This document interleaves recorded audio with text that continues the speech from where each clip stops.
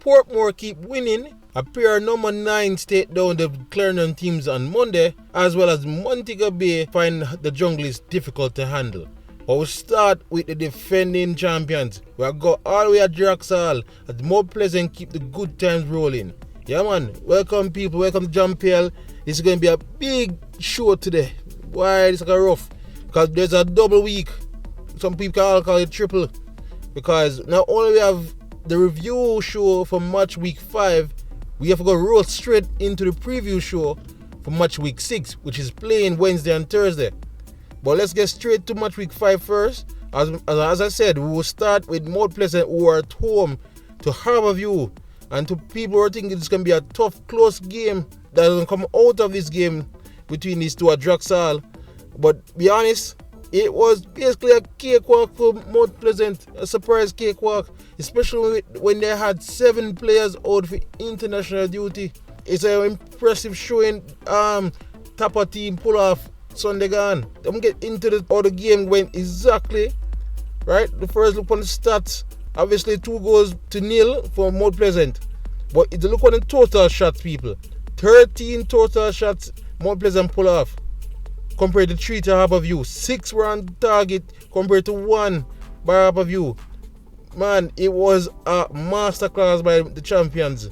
Them completely dominated the game, head possession, especially in the first half. Harbour View put up a better fight in the first half, and with Bradford hitting the crossbar, they were close to even taking the lead. But they gave up a penalty, right? And then the keeper bailed them out, but it was still one-way traffic all the way through up to the second half.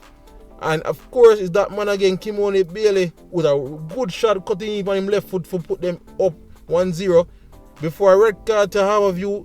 And then the other top winger them have, Devontae Campbell, come through again and finish off the team 2-0. It should have been more. Honestly, it was very impressive. And this is just round 5, 4 games out. And you think that the more them play, you think they will get much better. It's very scary type of performance they put up. And the rest of the league should be very happy and feeling lucky that Jamaica's Premier League is a playoff format into a straight league format. Because you'll be wondering if this is like the English Premier League, who will be catching Mount Pleasant? 4 wins from 4 this. As for Harbour View, we know we talk a lot about Mount Pleasant. But as for Harbour View, I'm slightly disappointed in how them played. I thought they would, have a bit more punch against the champions, right? But you see that they conceded space and sat back in a shell because I guess they were worried about their defensive display lately. They've been conceding a lot of goals, and it's either that or they respected Mount Pleasant too much, and they've never really offered much at all in the entire game. 1 shot on target says it all, right? But as I go, Harbour View again will come again. I know they're better than that. They just try to have to find and support to Shaquille Bradford. Bradford alone can't do it. But it was a better defensive display apart from the penalty in the first half. So that's encouragement. But they need to have a more complete game eventually. But yeah man, that's the wrap, Again, Kimone Bailey in the 67th minute. Devontae Campbell, who was man of the match in the 77th minute, gave 2-0 for the defending champs. Impressive. We're going to the other Draxall team, home team, and that will be the newcomers Lime as they take on Cavaliers. This game they finished 1-1, and this game was kind of the same that followed, where one team basically dominated, but the difference here is that Lime, who was the team that was being dominated, got an early goal and they try to hang on for dear life. Cavaliers pepper them, right? We'll look on the stats real quick. One goal apiece, 10 shots for Lime, 12 shots for Cavalier. 6 were on target for Lime, 4 were on target for Cavaliers. Alright, we know the stats can't say a thing, but you have to watch this match. It can be misleading because a lot of those shots by Lime were some very, very tame, basically pass back to the Cavaliers keeper. Very tame shots from outside, not doing nothing. Trust me, people, Cavaliers dominate this game and they were on the front foot the majority of the game, right? Yes, them should have a bit better finishing, especially from Thomas. Thomas missed clear-cut chances, especially in 6-yard box. But it was all Cavaliers, and at one point, it looked like they were going to get at one love, right? And then, out of nowhere, Anthony at the far back post seemed to chest the ball in, but replay shows him hand the ball in, and well, there's no VAR here, and then pull off a lucky one all join in. But you could say they would deserve, man. They really was the dominant team, and Lima should take heart in this, right? They get the one all, right? Not a win, they need a win, yes, but at least they score a goal. It was an excellent free kick, excellent set piece, and excellent header from Graham. But in the end, they need victories at home to stay out of relegation. So, but again, if you take the point of a display like that, and 1-1 game finish, we're going to move on to perhaps the most boring match of the weekend, which I correctly predicted, right? Out there in States, Treasure Beach were at home to Dunbeholden, and it finished 0-0. Whole heap of cards in this one. We had 5 total cards in this game. Very physical affair, right? Just look on the stats real quick. 9 shots by Treasure Beach, the home team. Not bad. Dunbeholden, who was desperate for a win, get 4 shots. 7 corners to Dunbeholden though. As I said, 5 yellow cards. So yeah, not much here to even report, honestly. Right? It was not much a game of much chances. Very physical affair. And it's very typical that you can expect from Treasure Beach, who has shown that, yeah, they're the newcomers, but them can make every game difficult for their opponent so far. Yeah, they want to win these matches, especially against Dunbeholden, are struggling at home. But, you know, I'm quite sure they're kind of pleased with their performance so far this season. Dunbeholden, on the other hand, boy, them can't buy a win for save them life. I think they have to circle this as a chance to jumpstart them season. And, boy, they miss out there. They miss out. I'm not sure what's going on. They didn't play so bad in the first three matches of the season. And then the Portmore derby came and them were shell shocked and let them can't recover. Something has to be done, and soon, or they're going to find themselves fighting in a relegation battle. But anyway, that's it for now, you know. 0-0 this one finished at stats. Let's all see how Dunbeholden fare in the midweek matches. We're going to move on to Portmore, who's looking so impressive as they hosted Mullines United. Portmore came away here with another easy winner for Nita Park, a 2-0 victory. And honestly, they didn't seem much bothered at all. Let's look at the stats real quick. 10 shots in total by Portmore, 7 by Mullines. 4 shots on goal by Portmore, 6 on Mullines. Must admit, I didn't see this game. So the stats, apart from the reporting I'm getting, is that Mullines put up a good fight. That's the best you can ask from them on the road to inform Portmore team. But Portmore have the quality up top.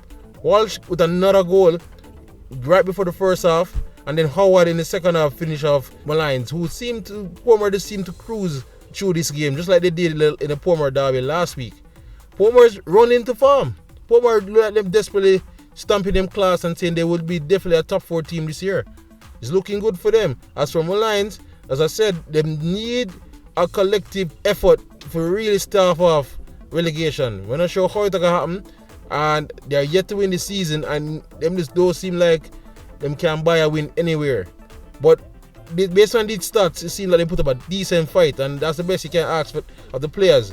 Sometimes quality wins out, but at least you should put in the effort. So yeah, man, that finished 2-0 to Portmore. Let's go to the final game at Sunday now. Montego Bay United was supposed to be at home to Arnett, but because of circumstances flipped, they were at Tony Smalling. And as Montego Bay travelling woes continue, they don't seem to like being on the road, it seems. While Arnett, finally people get a home win. We can see the Junglers and people them happy. Right? Finally them get a win. It was basically thanks in them cool them nerves in the first half with a impressive display on the front foot, and Shea Smith get 2 goals out of the blocks within the first 20 minutes. It was very good. Montego Bay couldn't find their feet after that, and basically Arnett is continuing from there to knock it around, and then find that the main player Arbine for getting him a 3rd goal in the first part of half time. Right? Reyes got his first from Montego Bay in reply, but honestly it was all Arnett, it seems. Let's say the stats back that up. Yeah man, the stats back that up big time. Total shots 15 for the Junglers, 7 for Mobay. 9 on target by Arnett, 1 by Mobay, right? And only 3 yellow cards in a game. But yeah, man, very, very dominant performance by Arnett, who needed that to them, man. Especially after the display in the West Kingston derby last week. They need to start them class and start show people say, if you step into Tony Anthony Spalding complex, prepare for a fight. More of that, please, Arnett. As for Montego Bay, boy, they have to try to work on how to do this. I know traveling is not hard. It's hard on Montego Bay, to be honest. This is their 4th out of 5 matches on the road so far. And it's not so easy for do so much travel. So they have to make sure when they finally get back to playing at Westport Park, it's to take 3 points is there. But, for now, they have to try to work on the road woes. But that's how Sunday games went. How about Monday? Boy, it was Clarendon versus Kingston here, with 2 teams from Clarendon come to travel to Stadium East. First up was Lions, undefeated Lions, take on Tivoli. And can I tell you, it was the Morris and Justin Dunn show. Well, in fact, there were 5 goals scored and all of them scored by Tivoli players. But more on that later. Look at the stats. 11 shots even, both scenes. But look at the difference in quality in the finishing. 7 shots and goals by Tivoli, while only 3 by Lion. If you watch this game, you will feel that Lion are a decent team. They are a decent team, and to be fair, they displayed it. But I think you see a little difference between Tivoli and Lions, where Tivoli, like them, just have sheer talent and sheer skill in the 6-yard box, while Lions seem that they're not sure. Once they get up to near the box, they're not sure what to do with it. That guy Justin Dunn, man, I believe right now he's the most impressive number 9 in the league. He's the most complete number 9 in the league I see so far this season. He more than just finishing him doing. Him a take ball from the left, a beat ball and set up man. Take ball from the right, a beat man and set up man. Play through the middle, 1-2s. Him and Morris a link up. Justin Dunn do everything, and you just love to see that. And when him asked me after the game in an interview, oh, him a play so beastly, him have the right mentality. Him said this year is the year. Him say him want final contract overseas, and that's the mentality we want for all them players, man. Yeah, man, play like Pep Guardiola watch you, right? Scouts for Manchester City I watch. Play like that. Show your best ability. And right now, Justin Dunn do just that. It was impressive, but the man of the match actually went to Morris. In partner in crime, he was arguably better, yes. And he got his 2 goals brilliantly. And also set up Justin Dunn for his. So overall, impressive again by Tivoli. Man, that front 3 by Tivoli is just scary. Line, not a bad game really. They just need to try to find out what they're doing once they reach the opponent's 6-yard box. But I think they will bounce back. Lions will be a mid-table team, or at least they might have enough for sneaking in the top 6. So I wouldn't worry too much about Lions. Moving on next now to the final game of match week 5. And it was another, you can say, a shellacking for Clarendon, as they visit Waterhouse again at Stadium East Monday. And just like the first game rather, when it was the Justin Dunn show, it was the Javian Bryan show, the other big number 9 in the league. Another hat trick for the man. And Waterhouse, it's good to see them like this again, because the last 2 games they seem, I'm not sure, they weren't tired, but they seem disconnected with each other. Like they weren't really playing to them best lately. So to see the explode upon Veer was a welcome sight, really. Just look at the stats quick. 14 total by Waterhouse, 8 by Veer in total shots. 6 were on target by Waterhouse, 1 by Veer. Again, if you watch this game, it just felt like total dominance by Waterhouse. Waterhouse, Veer never showed much in this game, to be honest. Right? And they were even, well, I shouldn't say that. They showed a lot, but they did it in the last final 5 minutes. The last final 10 minutes of the game is where they finally showed some fight, and it's a little too late. They awarded them a goal from the penalty spot by Javier Brown, the captain, but all that they really wanted to do came a bit late.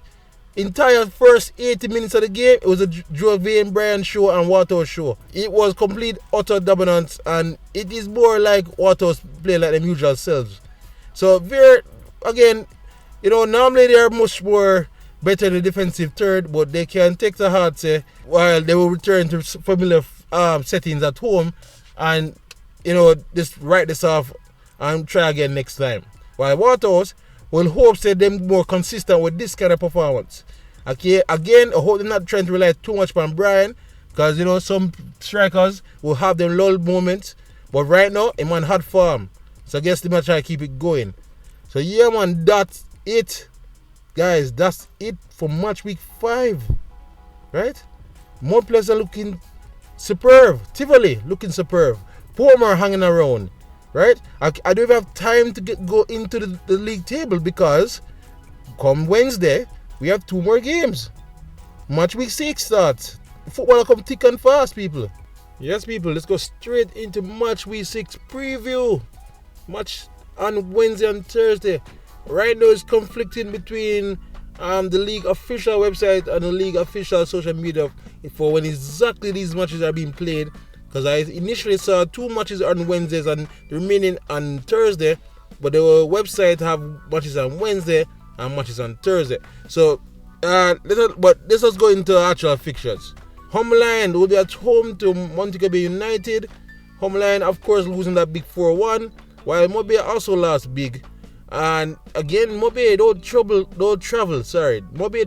well. So, you know, they'll be closer to home, kinda, here in Clarendon. But this is a big chance for Homeland to bounce back with a home victory. I can see Homeland taking on Mobay in a tough encounter, but probably etching out a victory here. Perfect chance, as I said, for Mobay to get them first win on the road as well, to spark some confidence going forward. So again, as Homeland versus Montego United. Now for the game of the round. Boy, this is unfortunate. A game like this should really be a special Monday nighter, or at least on a Sunday. Tivoli will be hosting Mount Pleasant, right? The 2 informed teams will match up here, and it will be interesting to see more and more Pleasant depth being tested, with so much players still out and they played Sunday, to see how them can take on Tivoli with the informed strike pair Morris and Dunn. So again, that's Tivoli taking on Mount Pleasant. The other match is Dunbeholden at home to Lima. A second chance for Dunbeholden to get the first victory of the season as they face the second newcomers in Lima. This has to be a must win now for Lenny High team. The pressure is on. They have to see this as a victory. While Lima need a victory as well, they're yet to win the season, and must also see this as a perfect chance to get them first 3 points. So that's Dunbeholden versus Limehall. Harbour View trying to have to look to bounce back, but it's not going to be easy. They will face arguably the second or third best team right now on form in Portmore United. Portmore want to show them them a top 3 easily and take out Harbour View here. So we can see this being a back and forth, big Oliver goal type of game. So Harbour View, Portmore United. Then Veer at home, trying to bounce back from that big loss. We welcome Cavaliers, who feel that they left points on the table against Limehall. This will see how them travel again, this time to Clarendon. And still Veer defense, despite what happened to Tivoli, is much better than they showed. And they will look to try and get some home wins here. So Cavaliers, after sharpening up in the attacking third and get their strikers scoring again, and look to see them I foresee a close encounter here between Veer and Cavalier. Alright, what is on paper right now, the Thursday games, this may change as I said, is Moline is at home to Treasure Beach. Another relegation 6-pointer. It's very interesting to see how this can turn out. Moline have to look at this as their best chance. Forget them first win, as Treasure Beach will be visiting. But again, Treasure Beach is not an easy team to break down. And Moline is not really scoring too frequently either. So it could be an easy 0-0 call here, but boy, you would like to believe they will both go for it and you might have a high scoring game. But I just don't see Treasure Beach open up. You know, they have not done that all season. I must foresee another stalemate here, honestly. And then the final game is another big rivalry match. Arnett, we at home to Waterhouse. Arnett got the best of them in El Clasico in pre-season, but it's a different Waterhouse right now. And with Javier and Brian on farm, it'll be interesting to see how Arnett tried to navigate containing Javier and Brian while go ahead and still trying to attack. This is another mouth-watering mashup, right? We can foresee this be a lot of goals in this one again. Hopefully Arnett clean up the defense. So this Arnett versus Waterhouse. Alright people, that's it's match week 6. Right? Preview. As I said, it's a big week. A lot of teams playing a lot of matches lately. A lot in short order. Remember, some players are still away from international duty. So, at least for us JPL fans, whole heap of football to look forward to, man. Whole heap. In between this and schoolboy football and the national team playing, a Jamaican football fan should really be feasting. But it's a good look, man. Can't wait to see more. Alright, guys, that's it from me here at JPL Fan. Thanks for sticking around. Thanks for watching. Please subscribe and like and follow so we can keep this thing going. We should be back Friday to look back on match week 6 midweek games and possibly previewing match week 7 on the weekend. So a whole heap of work for me. But you know it go. We love it. Alright, people. Out.